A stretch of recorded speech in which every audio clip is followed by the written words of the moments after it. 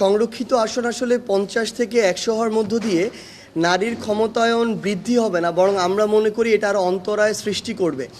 কারণটা হচ্ছে আমাদের এই যে সংরক্ষিত আসনটা দেওয়া হয়, এই সংরক্ষিত আসনগুলো আসলে প্রাইস পোস্টিং।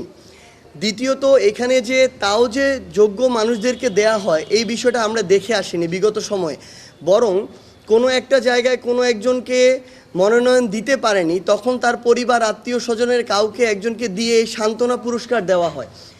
এটা আসলে আলটিমেটলি আমরা আমাদের জায়গা থেকে দেখেছি যে বরং এই যে সংরক্ষিত আসনে নারীদেরকে এই যে এভাবে দেয়া হয়, এটা বরং নারীদেরকে প্রকৃত ক্ষমতায়ন থেকে আরও দূরে সরিয়ে রাখা হয়। কারণ মাঠ পর্যায়ে রাজনীতি করে এরকম মানে একটা এক্সাম্পল ক্রিয়েট করে বা সাথে নিয়ে উঠে আসা আর এরকম একটা প্রাইস পোস্টিং নিয়ে সান্ত্বনা মানে মূলক পুরস্কার নিয়ে চুপ করে থাকা, দুইটার মধ্যে আকাশ পাতাল পার্থক্য আছে। সো আমরা আমাদের জায়গা থেকে মনে করি নারীর প্রকৃত ক্ষমতায়নের জন্য সরাসরি মাঠ পর্যায়ে নির্বাচন এটা সবচেয়ে বেশি গুরুত্বপূর্ণ। কি বিষয়ে জুলাই চার্টারে অন্তর্ভুক্ত হবে এটা নিয়ে আলোচনা হচ্ছে, কি পদ্ধতিতে জুলাই চার্টার বাস্তবায়ন হবে এটা হলো পরের ধাপের আলোচনা।